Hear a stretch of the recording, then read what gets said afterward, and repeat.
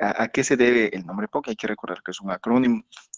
En este caso no es una enfermedad que se vaya a dar de manera aguda. De hecho, en su nombre como tal indica que es una enfermedad crónica y es obstructiva. Y esto lo puede hacer mediante dos mecanismos, los cuales ya me explicó ahorita su compañero, imagino que ya lo revisaron anteriormente. Una de ellas es el daño a lo que es el alveolo. Pues todo daño genera mucosidad, procesos inflamatorios, y este sería el tipo de POC subdivisión enfisematoso. También está la otra que es por bronquitis crónica, y dentro de la bronquitis crónica, si recordamos como su nombre lo indica, hay una inflamación. Recordar que al igual que los vasos sanguíneos, los bronquios cuando se inflaman no lo hacen hacia afuera, no hay un engrosamiento hacia la capa exterior porque están delimitados, sino más bien la inflamación va a ser hacia adentro, y al disminuir, o mejor dicho, al aumentar la hipertrofia, disminuye también lo que es la luz a nivel, digamos, del bronquio. En este caso, aparte de eso, o sea, hay una hiperproducción de moco, lo cual hace tapones de moco, obviamente, y esto genera un efecto de válvula. Entra aire, pero cuando lo quieren expulsar muchas veces no se puede porque la válvula que se forma con el tapón mucoso hace que el aire entre, permite su entrada, pero la salida es cuando da trabajo. Y pues si recordamos los datos clínicos, algo de los principales que podemos observar en EPOC es las sibilancias expiratorias. Pueden ser de burbuja fina, pueden ser de burbuja gruesa. Siempre vamos a encontrar esto. Es el tipo más común que va a haber. Ahora, causas. Causas pueden haber múltiples, pero hay que recordar en qué tipo de pacientes se va a encontrar esta enfermedad.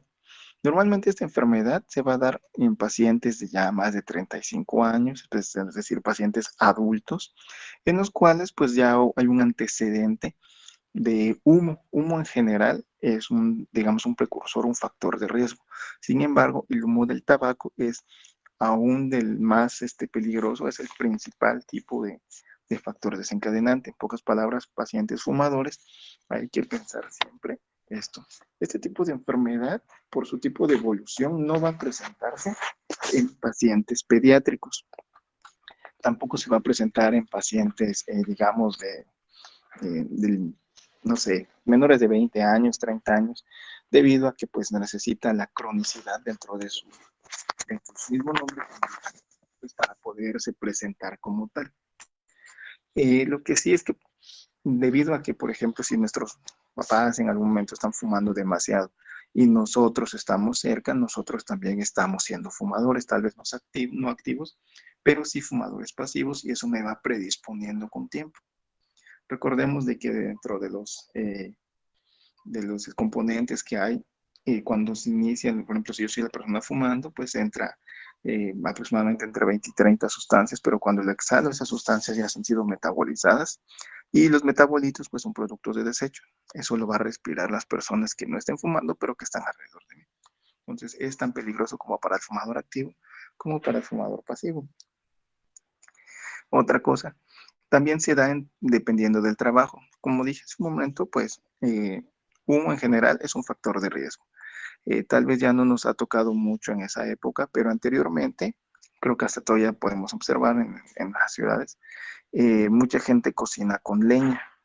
Es decir, que mínimo 3 a 5 veces al día van a estar en la leña, ya sea calentando comida, preparando algún guiso, o incluso algunas ocasiones hasta para tortear. Cada vez es menos frecuente esto, pero no es menos importante. Entonces, pacientes que trabajan también en humo, por ejemplo, en los asaderos, ahorita ya no hay tanto, pero antes el carbón se fabricaba, se hacía, y pues se hacía quemando madera, eso también.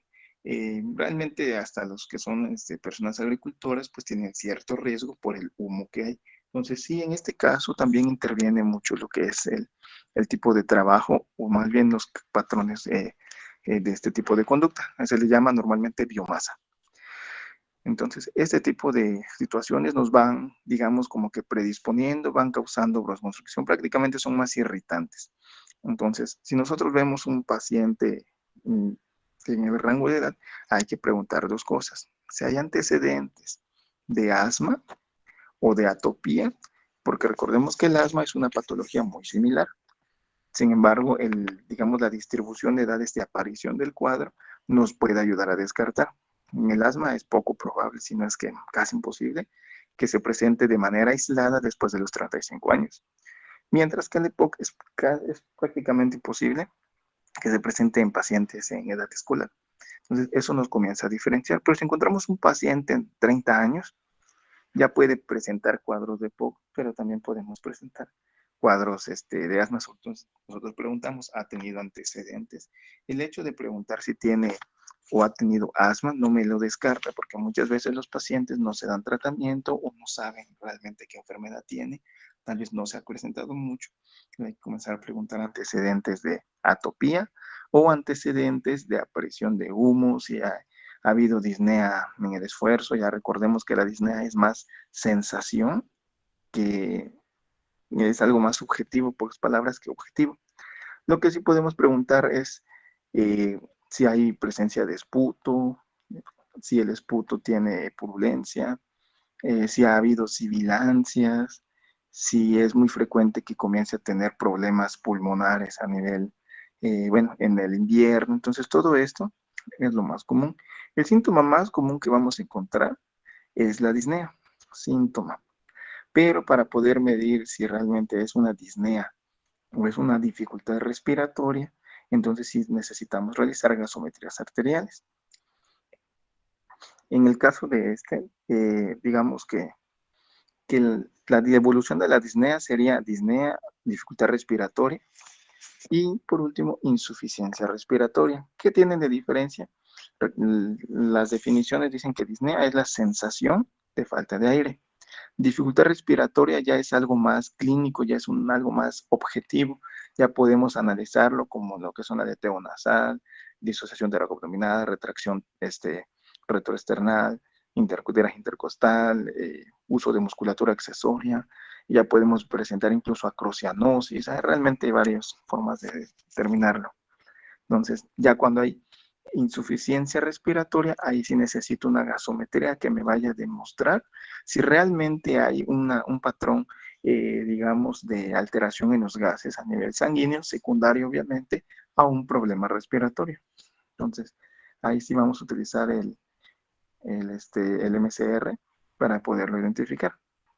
Ahora, algo muy importante es el cociente bueno, veo que ustedes lo conocen como el FEP, el BPEF es lo mismo, realmente es el volumen de expiración. Entonces, si hay disminución del 80% de lo predicho, ya hay hay un riesgo. Puede estar tan bajo como sea posible, pero no quiere decir que entre más bajo sea mejor. Al contrario, entre más alto sea el volumen expiratorio, pues el volumen expiratorio forzado, pues entonces sí, va a estar mejor conservado. Entre más bajo sea el volumen respiratorio forzado, pues va a ser más riesgoso. Y también hay algo que se llama relación del volumen expiratorio forzado dividido por lo que es la capacidad vital funcional. Cuando se hace esta conversión, si es menor a 0.7, entonces sí ya comenzamos a sospechar que hay una restricción. Sin embargo, hasta este punto, solamente nos indica que hay una patología como tal, más no nos está diciendo que realmente es una EPOC. Realmente lo que nos va a dar esto es más por descarte y por, digamos, la anamnesis, el tipo de evolución. Eso es lo que nos va a ayudar un poco más a diferenciarlo más que un estudio específico. No hay un estudio 100% específico que me pueda decir que una enfermedad es EPOC o no lo es. Realmente es, digamos, el descarte de otras patologías. Hay muchas patologías que son broncoconstrictoras. Hay que descartar cada una de ellas, como inclusive los otros tipos de patologías intersticiales que todavía vamos a ver. En el caso de las pruebas diagnósticas, pues podemos realizar varias. La espirometría pues va a ser la mejor en este caso, pero también se hace una prueba con lo que es de la espirometría para poder manejo de lo que es la medicación para poder identificar si hay una dilatación mayor del 25% de lo que ya estaba.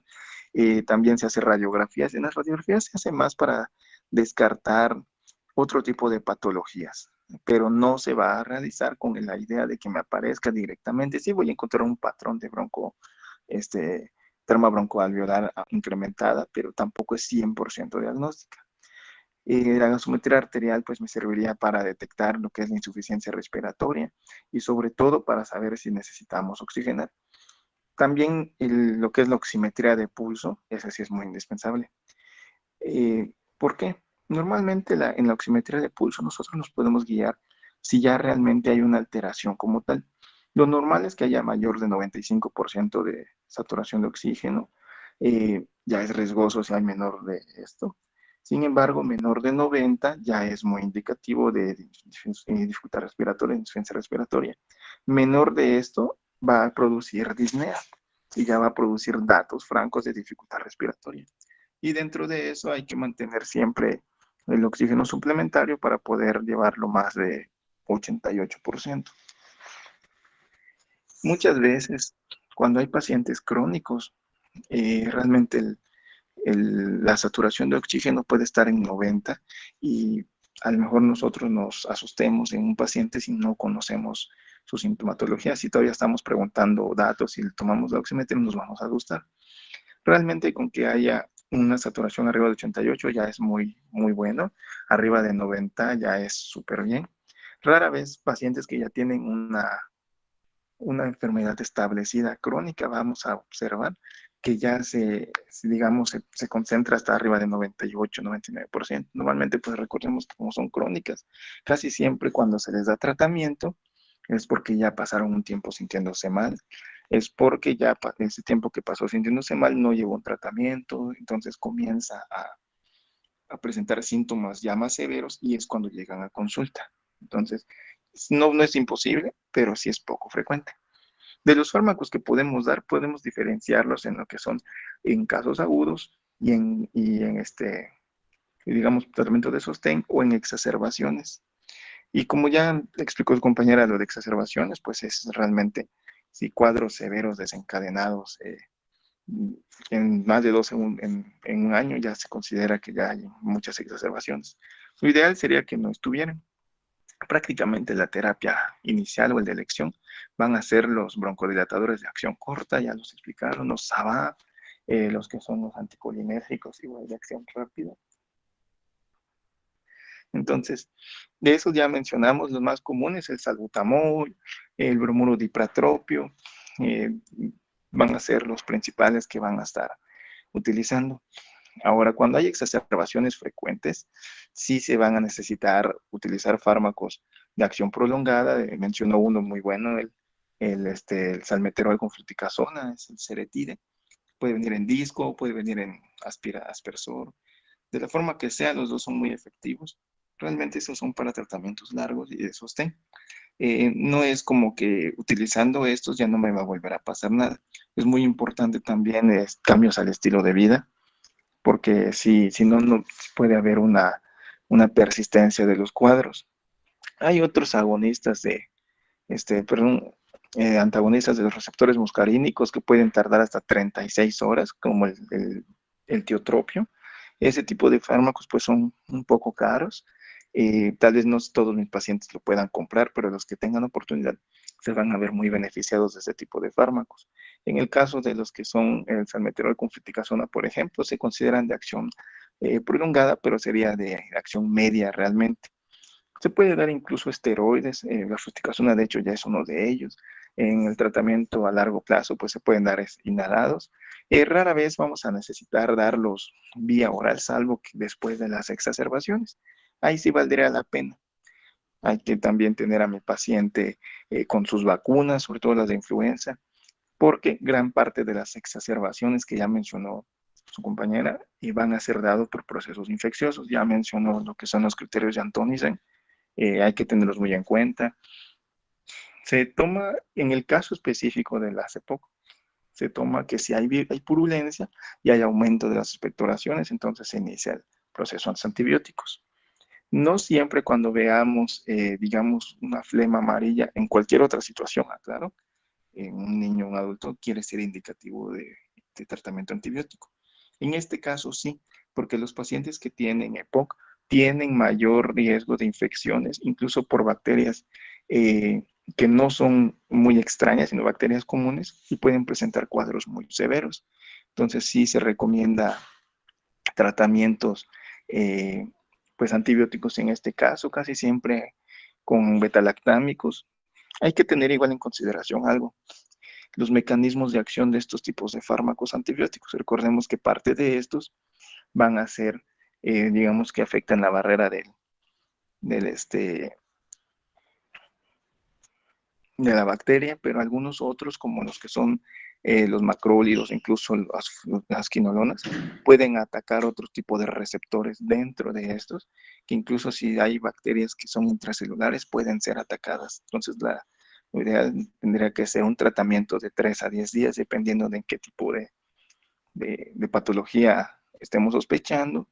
Incluso se pudiese en algún momento tomar un cultivo previo a lo que es el inicio de los que son los antibióticos para poder dar un tratamiento general y en dado caso sea necesario hacer un tratamiento más individualizado.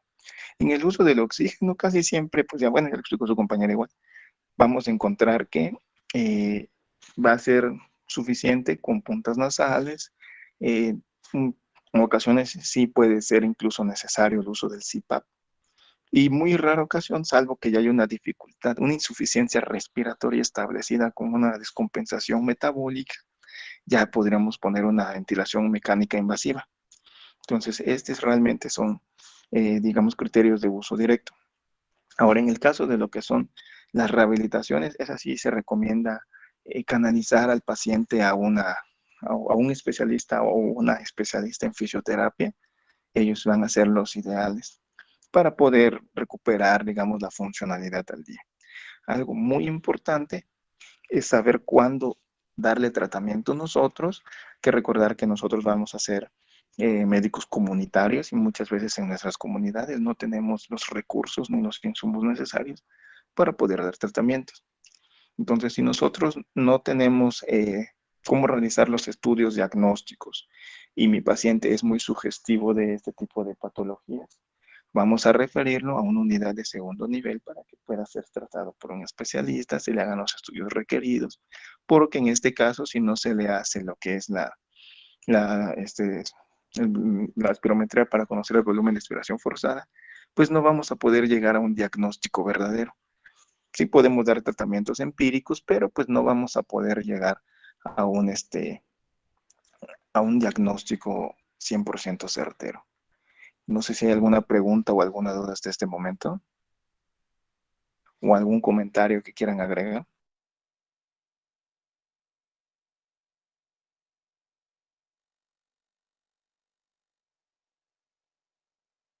Todo claro hasta el momento, doctor. Ok, muy bien. Entonces, si no hay comentarios, vamos a continuar, por favor, Karina. Adelante, puedes continuar. Bueno, ya entrando en lo que vienen siendo las neuropatías intersticiales y laborales, yo les voy a hablar de lo que vienen siendo las enfermedades pulmonares intersticiales difusas, mejor conocidas como las EPID. Aquí les voy a hablar de su etiología y clasificación, al igual de la epidemiología y la aproximación diagnóstica. Puedes pasar a la otra diapositiva. En cuanto a su definición de la EPID, se puede decir que esas enfermedades pulmonares intersticiales difusas básicamente son un grupo de afecciones con manifestaciones tanto clínicas como radiológicas y funcionales, respiratorias, que son similares. En cuanto a esto, se puede decir que en la que las principales alteraciones van a ser lo que viene siendo anatomopatológicas, que van a afectar a lo que viene siendo las estructuras, principalmente a las estructuras alveolo-intersticiales.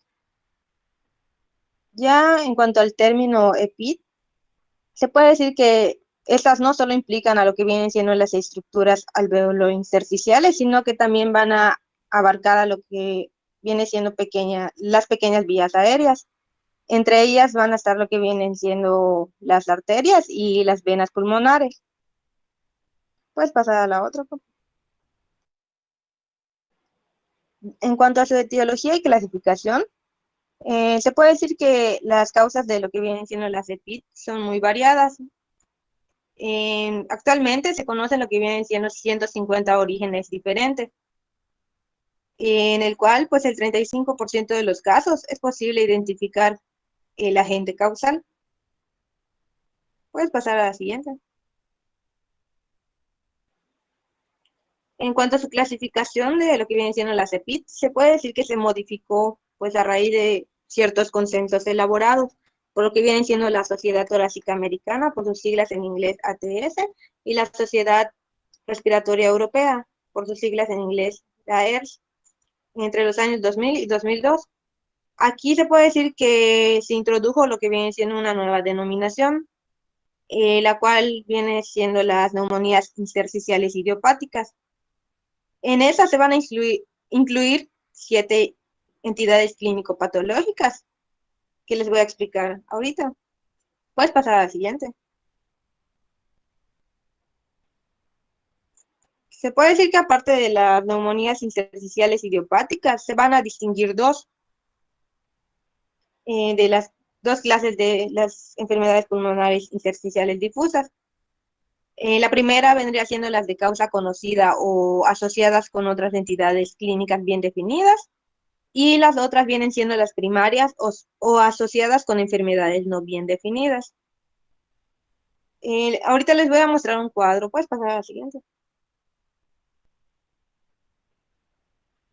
En este cuadro podemos ver la clasificación de las enfermedades pulmonares intersticiales difusas. En la primera están las neumonías intersticiales idiopáticas, en las cuales se van a incluir lo que viene siendo la fibrosis pulmonar idiopática, las neumonías intersticiales agudas, la neumonía intersticial no específica, la bronquitis,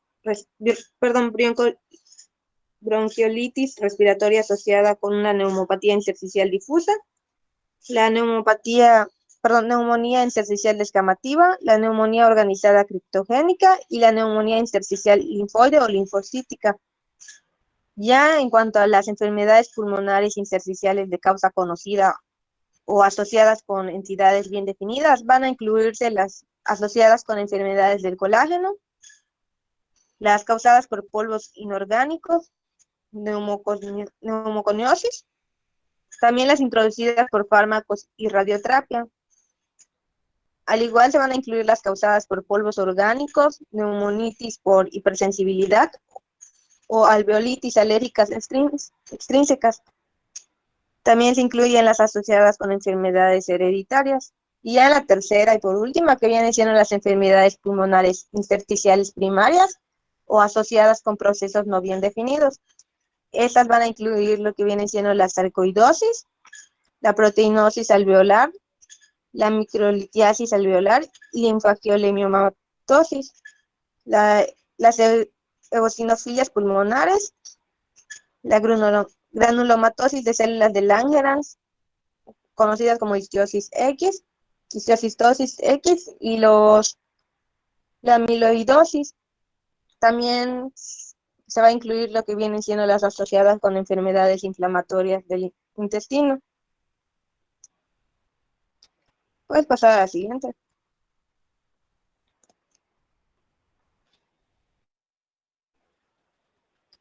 Se puede decir que recientemente se han descrito entidades clínico-patológicas con manifestaciones clínicas, radiológicas y funcionales respiratorias. Esas van a ser propias de lo que vienen siendo las neumonías intersticiales idiopáticas. Aquí se puede decir que van a haber ciertas alteraciones histopatológicas caracterizadas por lo que viene siendo la existencia de una fibrosis bronquiolar y una fibrosis intersticial. Esas van a estar localizadas alrededor de lo que vienen siendo las vías aéreas. Las entidades que están incluidas en esas vienen siendo la fibrosis intersticial centrada en las vías aéreas, la neumonía intersticial bronquiocéntrica idiopática y la fibrosis centrolobular. En cuanto a eso, se puede decir que en algunos casos son idiopáticas y en otros pues son consecuencia de lo que viene siendo la inhalación de sustancias tóxicas o de pues la exposición a productos inorgánicos. u orgánicos. Puedes pasar al siguiente.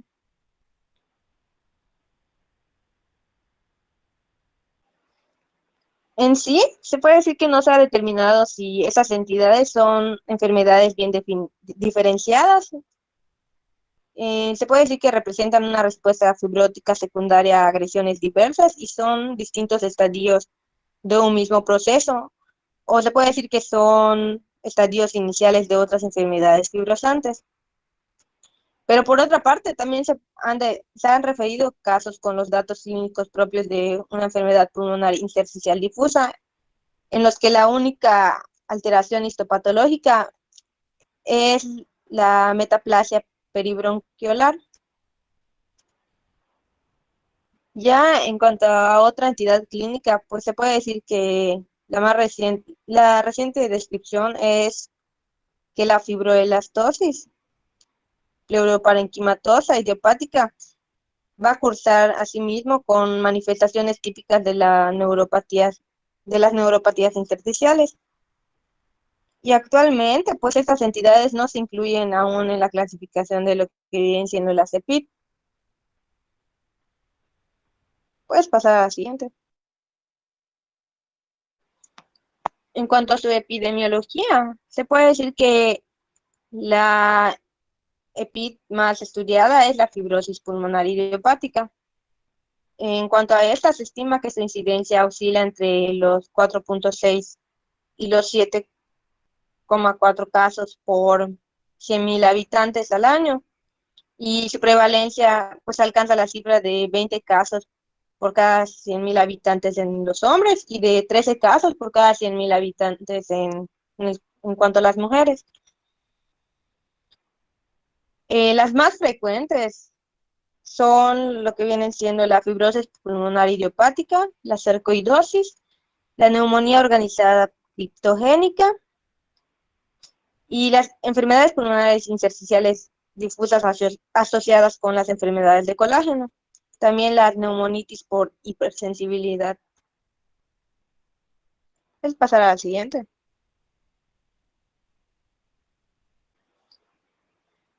En la aproximación diagnóstica, se puede decir que los antecedentes personales son lo principal que debemos preguntar.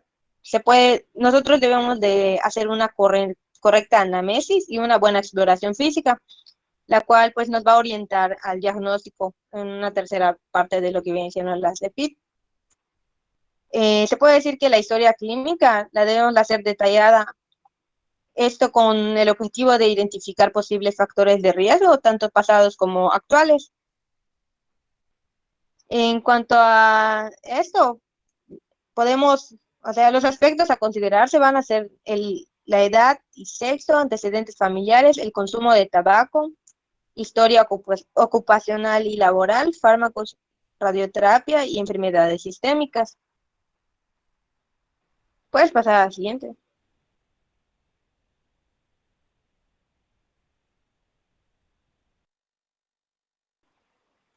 Ya relacionado con lo que viene siendo en la edad y el sexo, se puede decir que entre los 20 y los 40 años de edad son más frecuentes lo que viene siendo la sarcoidosis, la granulomatosis de células de Langerhans, las enfermedades pulmonares intersticiales difusas asociadas con el colágeno y la linfagioliomatosis. En cuanto a los individuos mayores a 50 años de edad, son los más frecuentes son la fibrosis pulmonar idiopática, la cual suele diagnosticarse, y en cuanto a casi todas las enfermedades pulmonares intersticiales difusas, son más frecuentes en los varones. La linfagiolemiomatosis es propia del sexo femenino y las EPID asociadas con enfermedades de colágeno también son más comunes en el sexo femenino. En cuanto a la neumopatía intersticial no específica idiopática, es más habitual en las mujeres de mediana edad no fumadoras. En cuanto a los antecedentes familiares, se puede proporcionar una información muy útil en el 5% de los pacientes con fibrosis pulmonar idiopática. ya que puede tener algún otro miembro de la familia afectado con lo que viene siendo la fibrosis pulmonar familiar.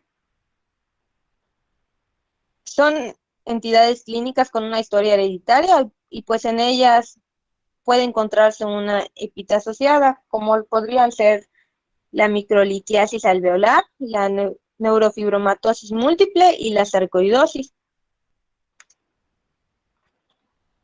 Puedes pasar a la siguiente.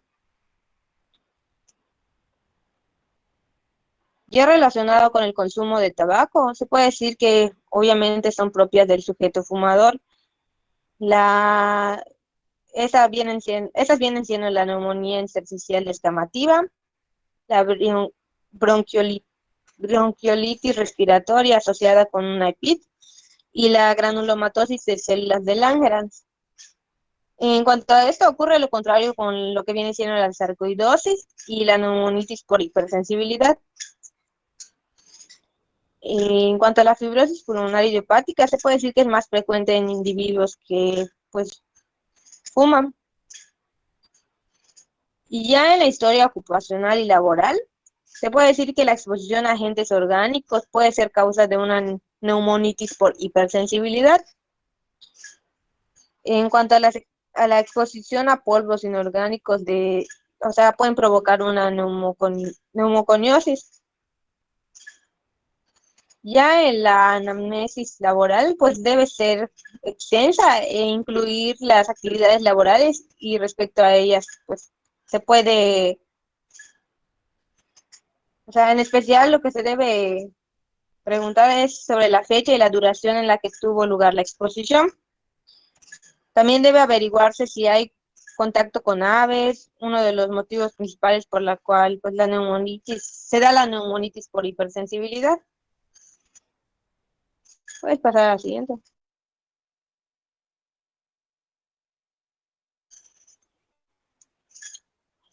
En cuanto a los fármacos, pues se puede decir que son la causa frecuente de las EPIT y debe pues anotarse todos los medicamentos que toma o ha tomado el paciente, la dosis y la duración del tratamiento.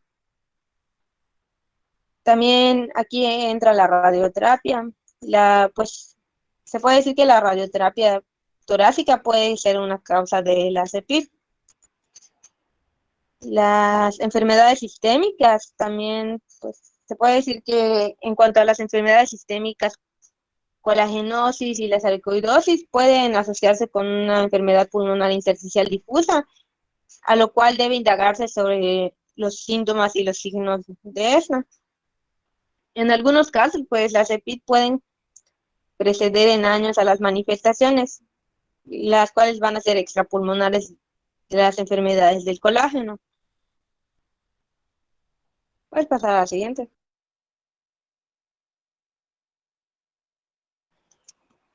En cuanto a las manifestaciones clínicas, se puede decir que las más frecuentes vienen siendo la disnea de esfuerzo y la tos. El síntoma cardinal de este va a ser la disnea de esfuerzo progresiva, la que suele acompañarse pues de alteraciones diversas en la radiografía de tórax. En ocasiones, pues los pacientes pueden tener disnea y una radiografía de tórax normal o bien pues estar asintomáticos. Pero en cuanto a esto, puede descubrirse la enfermedad gracias a un estudio radiológico realizado por cualquier motivo. En cuanto a la disnea, se dice que es lentamente progresiva y durante un tiempo puede ser el único síntoma. En cuanto a los pacientes, se puede decir que la mayoría presentan tos seca. En esta, la hemoptosis va a ser rara, pero puede observarse en la linfagioliomatosis. Y pues los individuos con una neumoconiosis, pues del carbón, pueden referir una melanoptisis. Puedes pasar a la siguiente.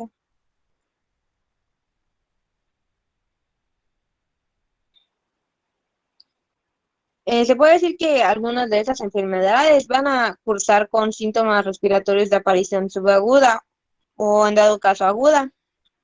Estos van a estar en ocasiones asociados con fiebre y pues otras manifestaciones sistémicas. En las siguientes enfermedades pues ocurre esto, en la neumonía intersticial no específica, la neumonía intersticial aguda y la neumonitis por hipersensibilidad, al igual que la neumonitis por fármacos, la neumonía organizada criptogénica y las eosinofilias pulmonares. En cuanto a esto, se puede decir que en muchos casos estas enfermedades o patologías se van a confundir pues con infecciones respiratorias. Aquí también entra lo que viene siendo el dolor pleurítico agudo, el cual va a ser producido por un neumotórax, el cual puede ser la forma de aparición de una granulomatosis de células de Langerhans o una linfagiolemiomatosis. Puedes pasar a la siguiente.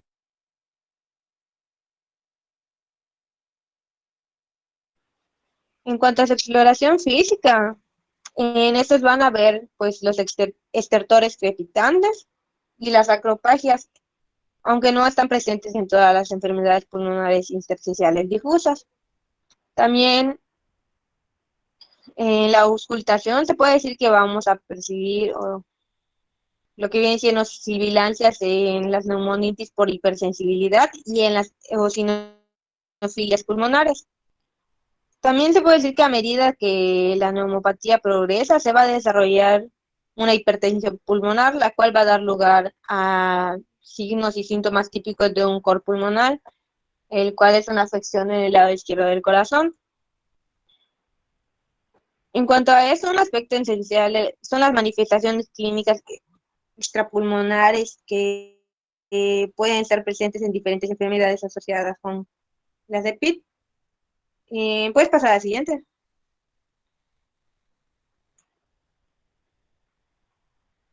Aquí les puse un cuadro de las posibles alteraciones sistémicas en las enfermedades pulmonares intersticiales difusas.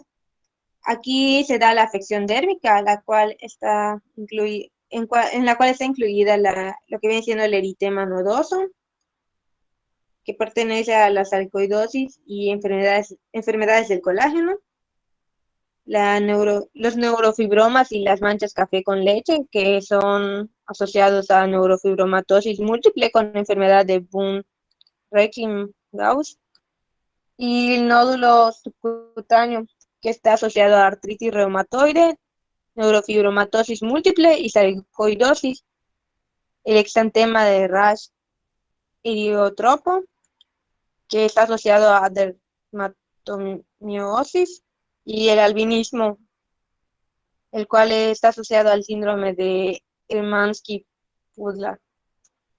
Ya en cuanto a la afección ocular, está la escleritis, que se asocia al lupus eritematoso diseminado y la esclerodermia sarcoidosis. También se encuentra la queratoconjuntivitis seca, que se asocia al síndrome de Sjögren, y la uveitis, que está asociada a la sarcoidosis. También el aumento de las glándulas lagrimales, que se asocian a la sarcoidosis y el síndrome de Sjögren. Puedes pasar a la siguiente. También se encuentra la afección musculoesquelética. En esta se incluye la miositis, que se asocia a enfermedades del colágeno, la artritis, que se asocia a sarcoidosis y enfermedades del colágeno también, y la afección ósea, que se asocia a la granulomatosis de células de Langerhans y sarcoidosis. Ya en cuanto a la afección neurológica, aquí se presenta la sarcoidosis, la neurofibromatosis múltiple, la esclerosis tuberosa y las enfermedades del colágeno. Puedes pasar a la siguiente. En cuanto a la afección renal, se dan los angiopolipomas, aquí se asocia a la linfagiolemiomatosis y también se encuentra el síndrome nefrótico, el cual se asocia a amiloidosis, lupus eritematoso y diseminado. También la glomerulonefritis y pues que está asociado a lo que vienen siendo las enfermedades del colágeno. En cuanto a la afección digestiva, se encuentra la hepatoesplenomegalia, que está asociada a sarcoidosis, enfermedades del colágeno y amiloidosis. También se encuentra la diarrea crónica, que está asociada a la enfermedad inflamatoria intestinal, y la disfagia, que está asociada a la esclerosis sistémica, dermatomiositis. Puedes pasar a la siguiente.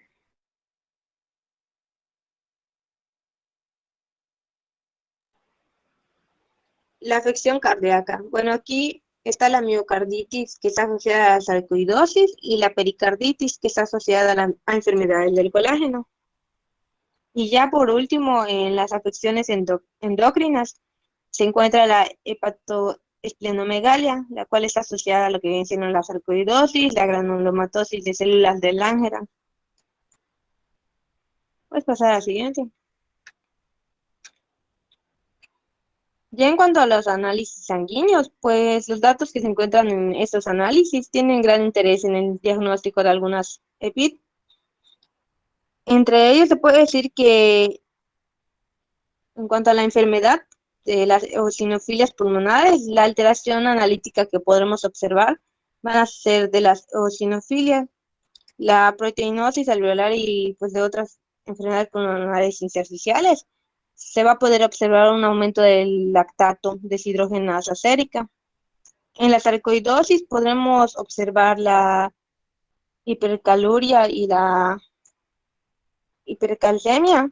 Y en la dermatomiositis, polimiositis, podremos observar un aumento de las enzimas musculares séricas, creatina, sinasa y aldolasa.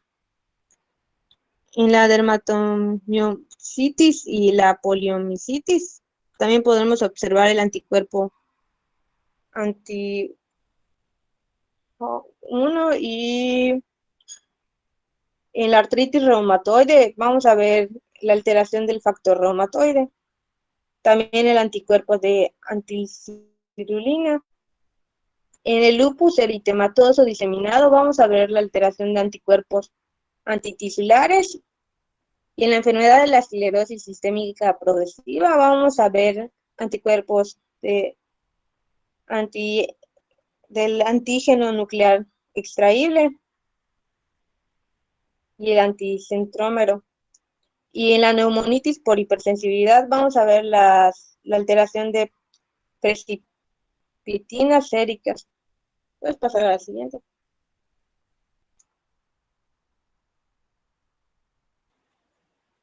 En cuanto a la ausencia de los signos y síntomas específicos de una conectivopatía, pues aquí se deben realizar pues algunos estudios sobre lo que viene siendo la autoinmunidad. Esto se va a hacer en especial ante el posible diagnóstico o la sospecha clínica de una neumonía intersticial no específica. Eso se va a hacer pues ya que la colagenosis se asocia con una frecuencia con frecuencia con ese tipo de EPID. Puedes pasar a la siguiente.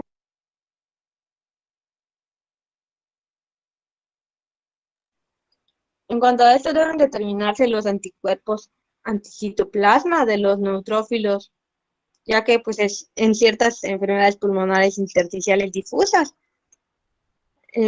como la fibrosis pulmonar idiopática y en la neumonía intersticial no específica, pueden asociarse con una vasculitis. Al igual que debe valorarse pues de manera sistemática la presencia en el suero de la inmunoglobulina G y pues la específica frente a los que vienen siendo los antígenos, los cuales pues, con frecuencia pueden causar una neumonitis por hipersensibilidad.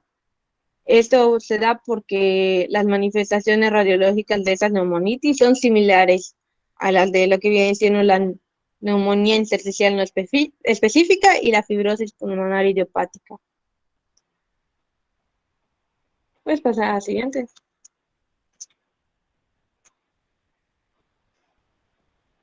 En cuanto a la fibrosis pulmonar idiopática, Aquí podemos observar o encontrar alteraciones inespecíficas como lo que viene siendo aumento de los marcadores de inflamación sistémica de la proteína C reactiva, al igual que la velocidad de sedimentación globular gamma globulina o en la aparición de anticuerpos antinucleares y de factor reumatoide. Esto se da de 10 al 20% de los casos, aunque pues en cantidades bajas. Puedes pasar a la siguiente. Ya en cuanto a la sarcoidosis, se puede decir que ocasionalmente se haya elevada lo que viene siendo la enzima convertidora de angiotensina y su cuantificación pues sérica se ha utilizado para estimar lo que viene siendo la actividad de la enfermedad. Se puede decir que el hecho de que la enzima convertidora de la angiotensina puede estar elevada en otras enfermedades pulmonares intersticiales difusas, pues ha hecho que esa determinación tenga un valor relativo en el diagnóstico de la sarcoidosis, en particular en el de las EPID. Puedes pasar a la siguiente.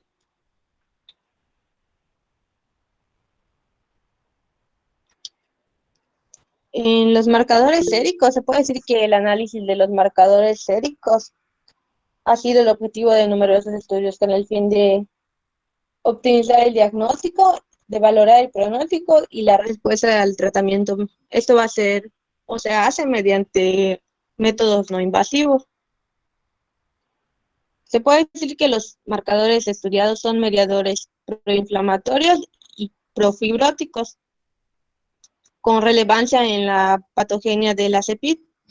Su concentración sérica se eleva como las consecuencias de las alteraciones existentes en la integridad de la membrana alveolo-intersticial, y los marcadores no van a ser específicos de una sola enfermedad pulmonar intersticial determinada y pueden aumentar en enfermedades de otro origen. Puedes pasar así.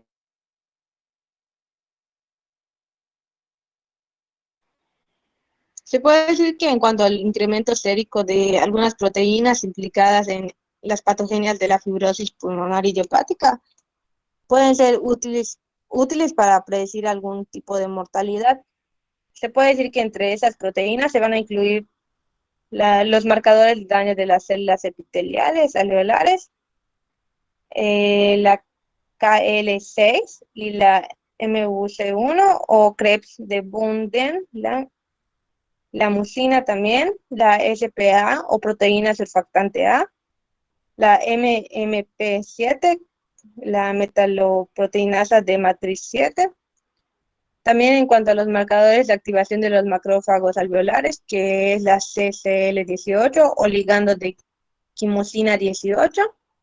Marcadores de los neutrófilos, que son S100A12 o interleucina 8. Marcadores de estrés oxidativo, el ICAM1 o molécula de adhesión intercelular 1. O lo que viene siendo la BCAM1 o molécula de adhesión celular vascular 1. Puedes pasar a la siguiente. En cuanto al aumento de los fibrocitos circulantes, va a sugerir lo que viene siendo el pronóstico peor y pues puede ser en dado caso que la muerte se anticipe.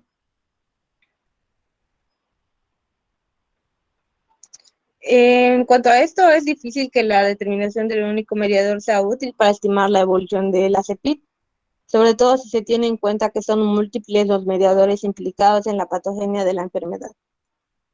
La forma de la medición en el plasma se va a dar se va a hacer con el péptido natriurético B, al igual que la prohormona N-terminal del péptido natriurético B, el cual va a ser útil para detectar lo que viene siendo la existencia de una hipertensión pulmonar. Puedes pasar así. Vamos a dejar hasta aquí esta parte, vamos a continuarlo mañana. Nada más, sí, repasen mucho lo que son los criterios diagnósticos, no solo ustedes, sino todos en el grupo. Porque sí, los criterios diagnósticos para este tipo de patologías son muy extensos Creo que es más dependiendo de los antecedentes también, es lo que nosotros sospecharíamos, porque realmente, pues, bueno, damos cuenta, son tres grupos principales, las autoinmunes, las adquiridas, las metabolismo, pero sí van a ser realmente muy extensas los tipos de patologías intersticiales. Casi prácticamente todas se van a ver como un patrón de aumento de lo que es el patrón intersticial o patologías reticulares a nivel de la radiografía, pero no indica que sí tenemos que aprender todos los demás criterios diagnósticos, como mencionan, los que son la medición de lo que son los marcadores secos o pruebas específicas como PEANCA, PEANA y los demás. Entonces, vamos a tratar de pasar a esa parte. Mañana que tenemos de ver esta parte, igual un breve resumen y ya vamos a tratar de continuar para terminar los temas. Entonces, nos vemos mañana. Tengan buen día todos. Igualmente, doctor, hasta mañana.